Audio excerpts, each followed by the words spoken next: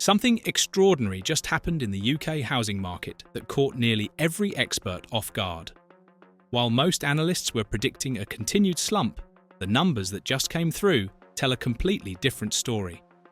February brought a surge in buyer demand that nobody saw coming, and the implications could reshape everything we thought we knew about where property prices are heading this year. The latest data from the Royal Institution of Chartered Surveyors shows new buyer inquiries jumped by a staggering 74% compared to January. That's not a typo. We're talking about nearly 3/4 more people walking through estate agent doors and making serious inquiries about purchasing property. This isn't just a modest uptick or seasonal adjustment. This is a fundamental shift in market sentiment happening right before our eyes. Estate agents across England and Wales reported the strongest start to a year since early 2021, back when the stamp duty holiday was still fueling a property frenzy. The comparison is striking because we're seeing similar levels of enthusiasm without any major government intervention or tax incentive driving it. If you want to stay ahead of every twist and turn in the UK property market, hit that subscribe button right now. We're Property Reporter, and we bring you the latest housing and economic news before it hits the mainstream. Tap that like button too so we know you want more of this critical analysis. What makes this surge even more remarkable is the context in which it's happening. Interest rates are still sitting at levels we haven't seen in over a decade. Mortgage costs remain significantly higher than they were just 2 years ago. The cost of living crisis continues to squeeze household budgets across the country. Yet despite all these headwinds, buyers are flooding back into the market with renewed confidence. The question everyone's asking is why now? What changed in the minds of British home buyers that suddenly made February the moment to start seriously looking at property? Part of the answer lies in a subtle but significant shift in mortgage rates over recent weeks. While the Bank of England has held the base rate steady, competition among lenders has intensified dramatically. Several major banks and building societies slashed their fixed rate deals in late January and early February, with some 5-year fixes dropping below 4% for the first time in months. For buyers who had been sitting on the sidelines waiting for rates to improve, this represented a psychological tipping point.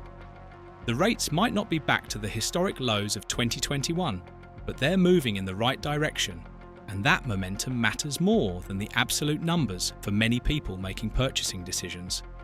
There's also a growing realization among renters that waiting might not be the smart strategy many assumed it would be. For months, the prevailing wisdom was that house prices would continue falling throughout 2025, rewarding patient buyers who held back. But the data is starting to tell a different story. Asking prices have stabilized in most regions, and in some areas, particularly in northern England and Scotland, they're actually starting to creep upward again. Renters doing the math are discovering that monthly mortgage payments on a modest deposit are becoming competitive with rental costs in many parts of the country. When you factor in that rent keeps rising while a fixed mortgage payment stays the same, the equation starts to look very different.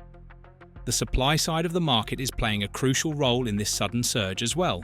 The number of properties actually available for sale remains well below historical averages.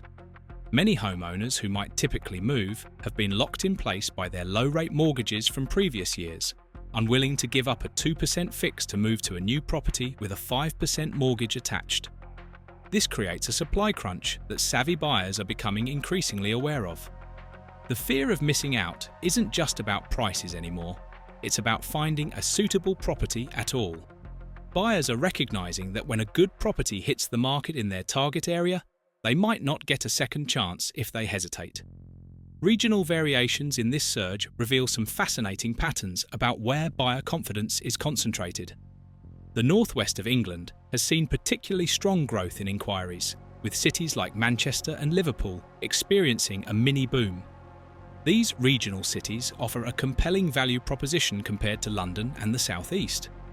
Buyers can still find family homes for under £300,000, and with remote and hybrid working now permanently embedded in many sectors, the need to be within commuting distance of expensive city centres has diminished. This geographic rebalancing of demand is one of the most significant structural changes in the UK housing market in a generation. First-time buyers are driving a substantial portion of this demand increase, which might surprise people who assumed this demographic had been priced out entirely. The reality is more nuanced. Yes, getting on the property ladder is harder than it was for previous generations, but it hasn't become impossible. Several factors are helping first-timers right now. Parents and family members are providing deposits and guarantees at record levels, treating property assistance as an early inheritance. The government's mortgage guarantee scheme, though less publicised than previous initiatives, is still helping buyers with smaller deposits access better rates. And perhaps most importantly, first-time buyers have been saving at unprecedented rates during the cost of living crisis, cutting back on holidays, entertainment, and dining out to build their deposits. The psychology of buyer behaviour has shifted in ways that go beyond simple financial calculations. For 2 years, the narrative around UK property has been relentlessly negative. Every headline screamed about falling prices, mortgage pain, and economic uncertainty. That constant drumbeat of bad news kept many potential buyers paralysed, convinced that any purchase would be a mistake they'd regret within months. But human nature has a funny way of adapting to new normals. The high interest rate environment that seemed shocking and temporary in late 2022 now feels like the established reality. Once people accept that rates probably aren't returning to 1 or 2% anytime soon, they stop waiting for that scenario and start making decisions based on current conditions rather than hoped for future ones. Estate agents on the ground are reporting a noticeable change in the tone of conversations with potential buyers. Where inquiries 6 months ago were tentative and speculative, often starting with phrases like "just looking" or "trying." To get a sense of the market, the recent wave of buyers is coming in with serious intent. They've done their research, secured mortgage agreements in principle, and they're ready to move quickly when they find the right property. This shift from browsers to buyers is exactly what the market needed to build momentum, and it's creating a self-reinforcing cycle where activity breeds more activity. But there's a complicating factor that could either sustain this surge or bring it crashing back down to earth. The upcoming budget decisions and broader economic policy from the government will play an enormous role in whether this demand translates into sustained market recovery or just a brief spike. Speculation about potential changes to capital gains tax on property, adjustments to stamp duty rates, and modifications to mortgage interest tax relief for landlords are all creating uncertainty. Buyers operating on the assumption that the current tax treatment will continue might find themselves blindsided if significant policy changes emerge in the coming months. The rental market dynamics are creating additional pressure that's pushing people toward buying. Landlords have been exiting the market in substantial numbers over the past 2 years, squeezed by higher mortgage costs, increased regulation, and less favourable tax treatment. This reduction in rental supply has kept rents climbing even as house prices stabilised or fell slightly. For renters, especially those in their 30s and 40s who have been renting for years, the value proposition of continuing to rent has deteriorated dramatically. They're paying more for the same or worse quality accommodation, building no equity, and facing the prospect of renting into their retirement years. This realisation is proving to be a powerful motivator to take the plunge into ownership, even if the timing isn't perfect from a purely financial standpoint. The construction industry's struggles are another piece of this complex puzzle. New home completions have fallen well short of targets for several consecutive years. Planning restrictions, material costs, labour shortages, and viability issues for developers have combined to keep new supply constrained. The government's target of building hundreds of thousands of new homes annually looks increasingly unrealistic given current delivery rates. For buyers, this means that waiting for a flood of new supply to ease prices probably isn't a viable strategy. The homes that need to be built to balance the market simply aren't appearing at anywhere near the required pace. International comparisons provide some interesting context for what's happening in the UK. While British buyers are surging back into the market, property markets in some other developed economies are showing different patterns.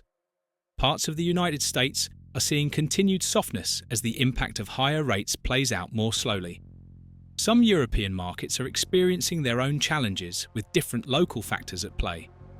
The UK's particular combination of limited supply, pent-up demand from years of underbuilding, and a cultural preference for home ownership creates a unique dynamic that doesn't necessarily follow patterns seen elsewhere. The question of affordability remains the elephant in the room that no amount of increased demand can fully address. House price to income ratios in many parts of the UK are still at or near historic highs. Even with slight price corrections over the past year, property remains expensive relative to earnings for most workers. This fundamental affordability challenge means that while we're seeing a surge in buyer inquiries, the pool of people who can actually afford to buy remains constrained. The market is essentially operating with a limited cohort of buyers who have sufficient income, deposits, and financial backing to make purchases work at current price levels. Mortgage product innovation is playing an underappreciated role in enabling some of this increased demand. Lenders have become more creative with their offerings, bringing back longer mortgage terms, offering more flexible deposit requirements, and introducing products specifically designed for different buyer segments. 35 and even 40-year mortgages, once considered unusual, are becoming increasingly common for younger buyers. These extended terms reduce monthly payments to more manageable levels, though they significantly increase the total interest paid over the life of the loan. Intergenerational mortgages that can extend beyond a single borrower's lifetime are even being discussed, though they remain controversial. The role of Help to Buy equity loans from previous years is creating an interesting dynamic as well. Thousands of buyers who purchased new builds using Help to Buy between 2013 and 2023 are now approaching the point where they need to start repaying the equity loan or remortgage. Many of these properties have appreciated in value, meaning owners have built equity, even accounting for the government's stake. Some are choosing to sell and move up the property ladder, adding to supply in the second-hand market. Others are refinancing to buy out the government's stake, freeing themselves from the equity loan but taking on larger mortgages in the process. Market psychology at this stage of the cycle is absolutely critical. We're at a point where sentiment could tip either toward sustained recovery or back toward pessimism, with just a few key data points or events. If the current surge in buyer inquiries translates into completed sales and modest price rises, it will validate the decisions of early movers and bring more buyers off the sidelines. A positive feedback loop could develop where rising activity and stabilizing prices create confidence that attracts more participants. Alternatively, if external economic shocks emerge, if interest rates move higher again unexpectedly, or if unemployment rises significantly, sentiment could sour quickly and the surge could evaporate. The commercial property sector's troubles provide an interesting contrast to what's happening in residential. Office buildings in city centres are struggling with persistent vacancies as hybrid working reduces demand for space. Retail properties continue to face challenges from the shift to online shopping. This divergence between commercial and residential property markets is unusual and reflects the fundamental shifts in how we work and live that accelerated during the pandemic years. For residential buyers, the weakness in commercial property is largely irrelevant to their decision-making, but it does raise questions about whether capital will shift from commercial to residential property investment, potentially affecting supply and pricing dynamics. Looking at demographic trends reveals structural factors supporting housing demand that go beyond short-term market conditions. The millennial generation, now mostly in their 30s and early 40s, represents a massive cohort moving through prime home buying years. Even with delayed household formation compared to previous generations, the sheer size of this demographic wave creates underlying demand. Immigration, though politically contentious, has added to population growth and housing need. And changing household composition, with more people living alone or in smaller family units, means that more dwelling units are required to house the same population compared to previous decades. The question of whether this surge represents a genuine turning point or a false dawn has divided professional analysts. Optimists point to improving mortgage affordability metrics as rates have come down from their peaks, stabilizing employment figures, and real wage growth finally returning after years of increases lagging inflation. They argue that the fundamentals supporting a recovery are in place, and that this surge in buyer interest represents a rational response to improving conditions. Skeptics counter that we're merely seeing a temporary burst of activity from buyers who had already decided to purchase acting on slightly better mortgage rates, and that once this pent-up demand is satisfied, activity will drop back to lower levels. The potential for further interest rate cuts from the Bank of England this year looms large over all property market discussions. If inflation continues to moderate and the economy shows signs of weakening, the Monetary Policy Committee might feel comfortable reducing rates more quickly than currently anticipated. Each quarter-point reduction in the base rate could unlock another wave of buyers and significantly improve mortgage affordability. However, the bank has repeatedly emphasised its cautious approach and its determination not to cut rates prematurely, only to see inflation re-accelerate. The timing and magnitude of any rate cuts remain highly uncertain, and buyers are essentially making calculated bets about the direction of monetary policy. Regional property price divergence is becoming increasingly pronounced and could widen further based on where demand is concentrating. London and the South East experienced the largest price corrections over the past 18 months and are showing more tepid signs of recovery compared to northern regions. This represents a partial reversal of decades of southern property market outperformance. Whether this rebalancing continues or proves temporary will have significant implications for regional inequality and migration patterns. Buyers in expensive southern markets might find their properties appreciate more slowly than their northern counterparts for the first time in a generation. The environmental agenda is starting to impact property decisions in ways that weren't significant factors even 5 years ago. Energy efficiency ratings, the potential for future regulations requiring expensive retrofits, and the increasing cost of heating poorly insulated properties are all entering buyer calculations. Properties with poor EPC ratings are becoming harder to sell and commanding discounts in some markets.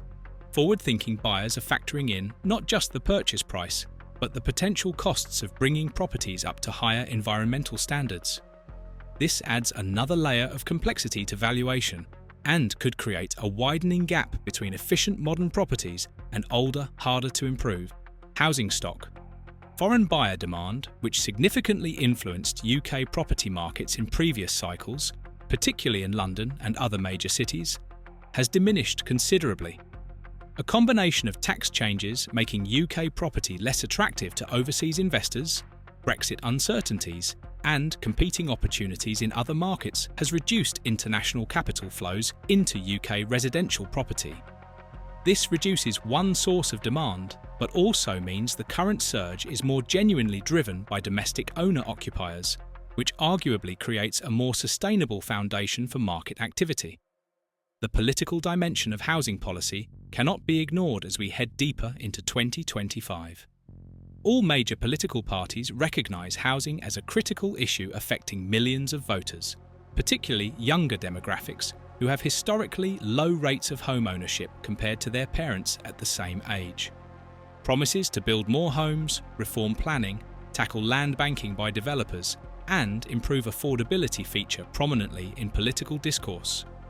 However, the reality of delivering meaningful change in housing supply and affordability has proved frustratingly difficult for successive governments. Voters and potential buyers remain sceptical that political promises will translate into actual improvements in their ability to buy homes. Professional property investors and buy-to-let landlords are taking a more cautious approach than individual owner-occupiers in the current market. The math for investment purchases has become considerably less attractive, with higher mortgage rates, reduced tax efficiency, and regulatory burdens increasing. Many landlords are holding existing properties but not expanding their portfolios. Some are actively selling, particularly those with smaller portfolios for whom the hassle factor has increased while returns have diminished. This creates an interesting dynamic where owner-occupier demand is surging while investor demand remains subdued. Long-term, this could contribute to the rental supply shortage that's ironically pushing more renters toward attempting to buy. The data from mortgage approvals will be crucial in determining whether this surge in inquiries translates into actual transactions. There's always a gap between people expressing interest and following through to completion. Economic uncertainty, job insecurity, or unexpected expenses can derail purchases between the inquiry stage and exchange of contracts. The mortgage approval numbers that emerge over the next few months will reveal whether lenders are comfortable with the risk profiles of applicants in the current economic environment and whether buyers can ultimately access the financing they need at rates they can sustain. Credit conditions and lending standards represent another potential constraint on how much of this demand can be satisfied. Banks are required to stress test mortgage applicants against potential rate rises, ensuring they could still afford payments if rates increase significantly. These affordability tests can exclude buyers who might be able to manage current payments but don't pass the stressed scenarios. Lenders are also maintaining fairly conservative loan-to-income ratios in most cases, typically capping mortgages at around 4.5 times annual income. For buyers in high-price areas with modest incomes, these constraints can make desired properties unattainable, even if they're willing to commit to the monthly payments. The role of equity release and the bank of mum and dad continues to grow in importance for many buyers. Parents and grandparents are increasingly using equity release products on their own properties to fund deposits for younger family members. This intergenerational transfer of wealth is reshaping the housing market in subtle but significant ways.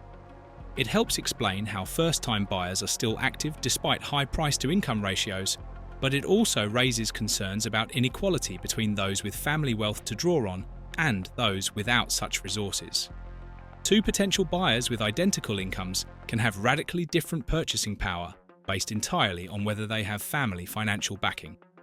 Consumer confidence indices show interesting patterns that correlate with housing market activity. When people feel secure about their employment prospects and optimistic about their financial futures, they're far more likely to take on major financial commitments like mortgages. Recent improvements in consumer confidence, driven partly by moderating inflation and real wage growth returning, have contributed to the willingness of buyers to enter the market.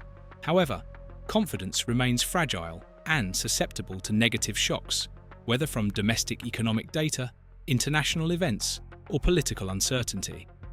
The insurance and conveyancing aspects of property purchase have also become more complex and expensive, adding to the overall transaction costs that buyers must navigate. Building insurance premiums have risen significantly due to increased claims from flooding and other weather-related events. Some properties in flood risk areas are becoming difficult or prohibitively expensive to insure, effectively reducing their marketability. Conveyancing has slowed in many cases due to increased scrutiny of sources of funds as anti-money laundering regulations have tightened. These practical challenges in the purchase process can frustrate buyers and lead to transactions falling through even after agreements have been reached. The surge we're witnessing is occurring without any major government stimulus or intervention, which is both remarkable and potentially more sustainable than demand driven by temporary incentives. The stamp duty holiday that fueled the 2020 and 2021 market created an artificial deadline that pulled forward demand, leading to a subsequent hangover once it ended. The current activity appears more organic, driven by improved mortgage rates and shifting buyer psychology, rather than tax incentives with expiration dates. This suggests the activity might prove more durable, though it also means there's no obvious end date to brace for as there was with previous schemes. Technology and the digitalization of the property search and purchase process have made the journey from initial interest to completion faster and more efficient in many ways. Property portals provide unprecedented access to information about available homes, pricing trends, and neighborhood characteristics. Mortgage comparison tools allow buyers to quickly assess their borrowing options across numerous lenders. Digital identity verification and electronic document signing are streamlining conveyancing. These technological improvements reduce friction in the market and enable the kind of rapid surge in activity we're currently seeing, as interested buyers can quickly translate their interest into concrete actions.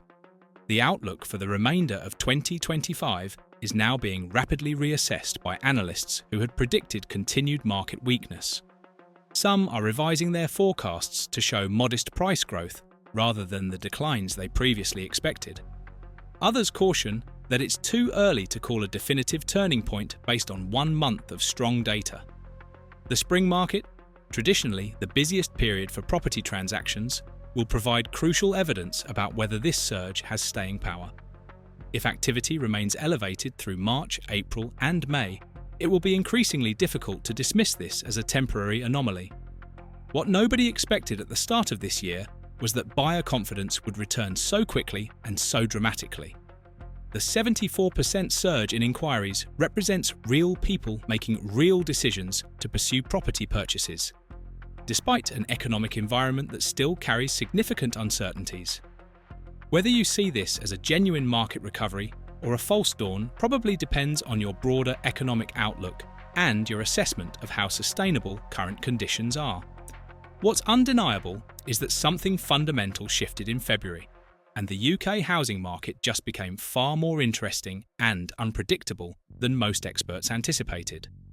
The coming months will reveal whether this surge was the starting gun for a broader recovery or just a brief flourish before conditions deteriorate again. Either way, anyone with an interest in UK property will be watching the data extremely closely, because what happens next could set the direction for the market for years to come.